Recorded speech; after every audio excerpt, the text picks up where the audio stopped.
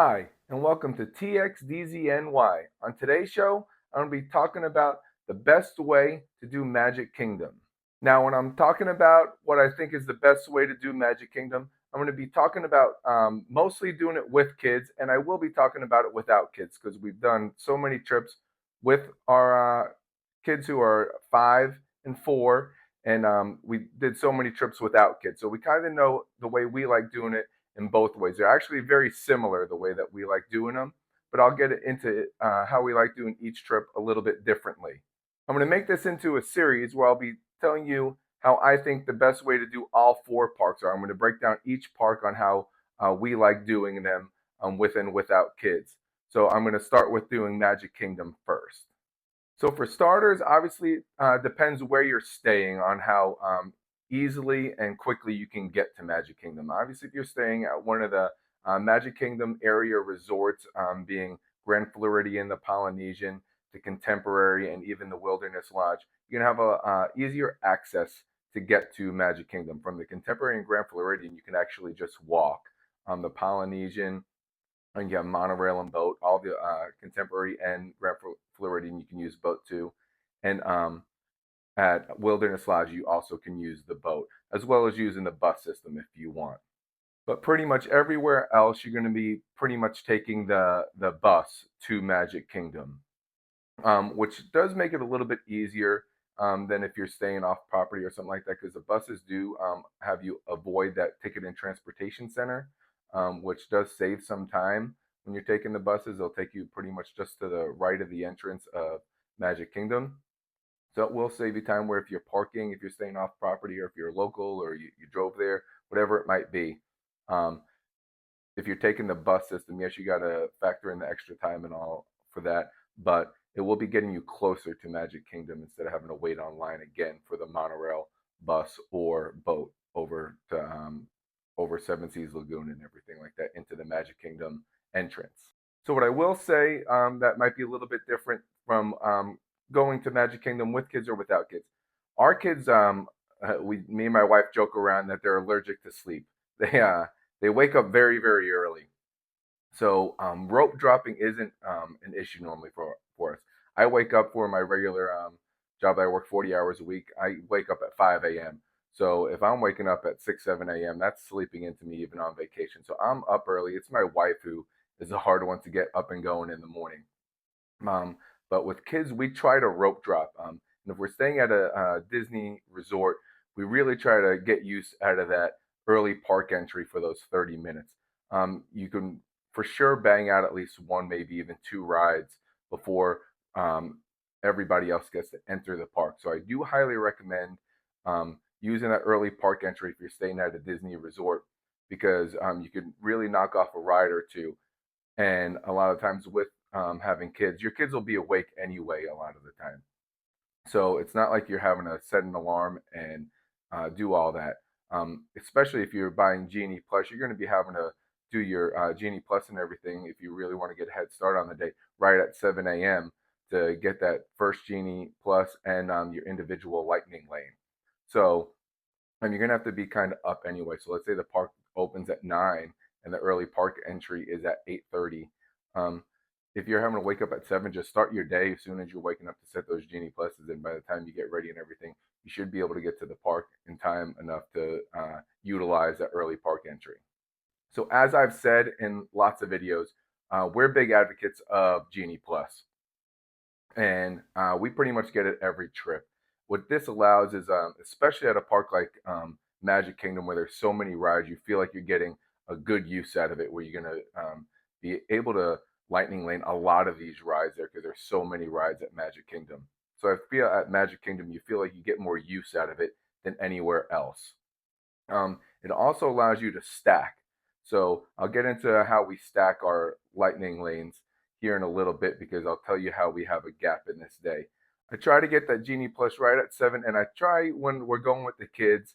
Obviously it's about them, so I'm going to concentrate on getting rides that they like that I know have longer lines. That's a big key when you're getting Genie Plus is don't waste it on rides that don't have long wait times. Obviously, this depends what time of the year you're going.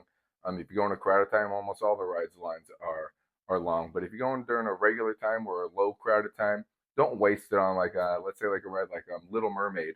Um, Normally doesn't have that long of a line, so don't really waste your lightning lanes and stuff on rides like that you can maybe just walk on. So when I'm sitting there booking these lightning lanes, I'm making it for your bigger rides, that are going to be more like even for kids, it's going to be like your Peter Pan, your Buzz Lightyear Space Ranger Spin, Big Thunder Mountain, Seven Dwarfs Mine Train, Jungle Cruise. Just think of Pirates of the Caribbean, all the Haunted Mansion. These rides that are going to have long wait times. So don't waste them on the rides that are only going to have like 30 minutes or less for their wait times. So obviously, depending on the time of the year, it's easier to get these lightning lanes than it is when it's crowded. What we try to do is kind of mix and match the morning. So when we're rope dropping and going in, um, now that our kids are 5 and 4 and they're higher than 40 inches, we'll normally try to get on the rides. A lot of people run to certain rides when they get in. Seven Dwarfs Mine Train's a big one. A lot of those rides that you see the high wait times, middle of the day. So a lot of times, what I'll do is I'll try to get that lightning lane for Seven Dwarfs Mine Train for some time during the day, where when I'm walking in at rope drop, I'm not running where the rest of the crowd is going. I'm going on something else that is going to have a long wait time. Maybe it might be Big Thunder Mountain or something like that. So you got Tiana's Bayou Adventure open up here in just a few weeks, and that's not going to be an individual lightning lane, they're saying. So that's something to keep in mind as well. I expect that to be the #1 ride here soon at Magic Kingdom.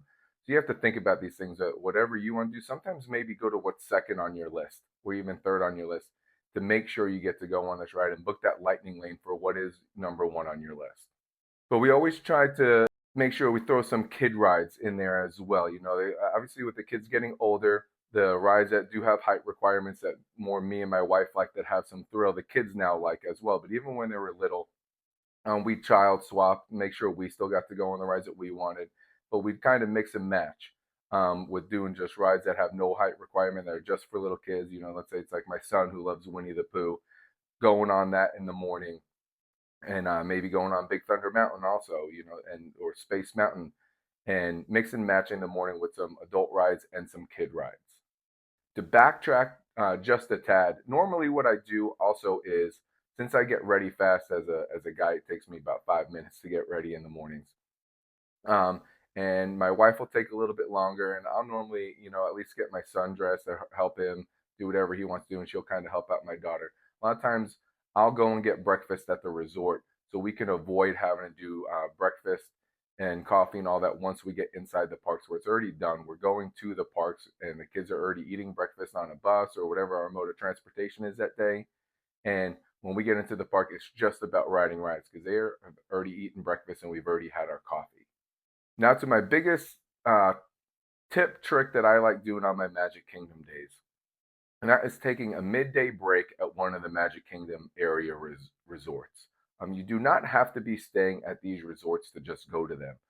To go in the pools, you do for most of them. I think Polynesian is the only one right now that is gated, where you're not really allowed in unless you have a Magic Band for the resort. But all the other ones, you could just pack a swimsuit and go swimming midday if you wanted to. I believe the Polynesian and the Yacht and Beach Club's pools are the only ones that pretty much like locked out like that, because they're the two best pools pretty much on Disney property. So they don't want just people like that coming midday and using their pools. But even if it's not pool weather outside, we still, no matter what, take that break. We even did this before kids.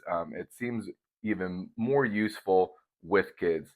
Magic Kingdom is I don't want to use the word stressful. It's a very full day there. There's a lot of it's kind of stimulation overload, especially for little kids and even for parents, to try to keep them entertained and waiting in lines or whatever it might be. So to have that break midday, we found is just great for us as parents, just to kind of chill us out a little bit. The kids not just going ride, show, whatever it might be. Where they're getting that break, let them sit down, have a good lunch, relax a little bit. Me and my wife always go to the bar, get drinks and stuff while we're sitting there relaxing for a few hours midday. If you're using Genie Plus and Lightning Lanes, taking that few hour break doesn't hurt you that much. And that's where I'm getting into the stacking, is that when you're booking your lightning lanes, you can book them every 2 hours. So if you're going to taking a 3 4 hour break, you can stack. If let's say you're saying I'm going to leave the park from 12 to 4 or 12 to 3, let's say, during that time you could still line up lightning lanes for you when you go back into the park. And you can have multiple ones when you get back into the park as well. So you could still be utilizing your Genie Plus service while you're taking your midday break. Our favorite resort to go to with the kids is for sure the Polynesian. They like the whole vibe there. We love the whole vibe there. I think the kids like that one the best. We got married at the Grand Floridian, and it's always going to be special to us. We do really like going to the Grand Floridian. We love the dining options there, so that's probably our number two. Wilderness Lodge is great as well, but we tend to really only go there during the Christmas season because it's our favorite resort during the holiday time. And the Contemporary has one of my favorite restaurants in California Grill, so we will escape and go there for dinner every once in a while for our break. But the whole vibe there I don't like as much as the Polynesian, Wilderness Lodge, and Grand Floridian. But it's definitely, if you're gonna take a midday break, I would say still take it at the Contemporary, rather than not taking one.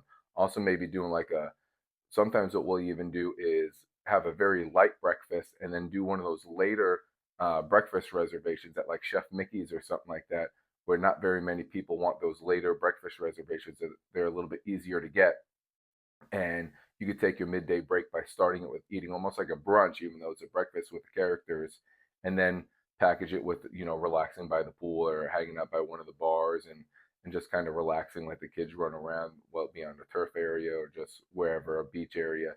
um, you'll notice the energy levels of you and your kids are so much better by taking that break.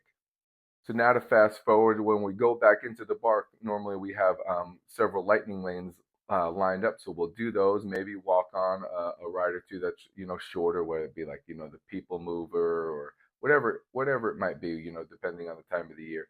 And then we'll just kind of relax a little bit, eat dinner somewhere. We did find when we went without kids, we try to get a nicer reservation, or even sometimes stay outside the park and eat at one of the Magic Kingdom area hotels, even for dinner. But with the kids, it's a lot easier just to go get them, chicken nuggets or Casey's Corner or pizza somewhere, wherever it might be. It's a lot easier that way. And then we'll make sure we stay for fireworks.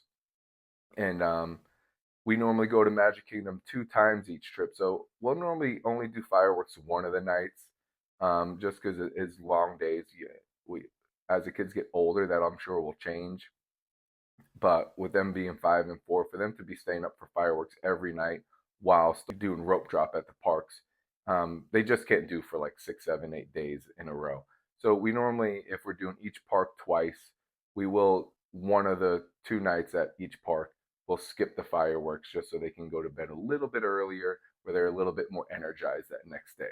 When you're watching Happily Ever After, there's no real trick to it. I mean, the more you watch Happily Ever After, the more you don't need try to reserve a spot really, really early, and you're more inclined just to get there about 15, 30 minutes before and watch it from wherever the best spot you can get. But it is going to be always pretty much crowded trying to leave that park and getting home. So you got to think that about that when you're staying for the fireworks at Magic Kingdom. It is more of a hectic park to get home from. We tend to, now that we've seen Happily Ever After so much and want to get the kids home, we'll watch it closer towards the train station on Main Street, where it's a little bit quicker of an exit. Then your view isn't as good, but it is still good. But you might save 10, 15 minutes exiting the park. And like I said, once again, depending on what resort you're staying on, how quickly you can get home. If you're staying on the bus system, if you're back there close to the railroad station, you're going to might be able to get on that first bus that's lined up, because they'll try to get more buses running there at Magic Kingdom when they know that Happily Ever After is ending. But it's a lot easier if you're staying at the Contemporary and Grand Floridian, where you can just walk home or take one of the monorails home. But it does make it where you do have to think about your exit strategy when leaving Magic Kingdom. So those are just a few of my tips for Magic Kingdom. Like I said, I'm going to be doing just a quick series on how we like doing each park. So that's some of my tips with and without kids from Magic Kingdom. Thank you for watching. Please like and subscribe. Bye.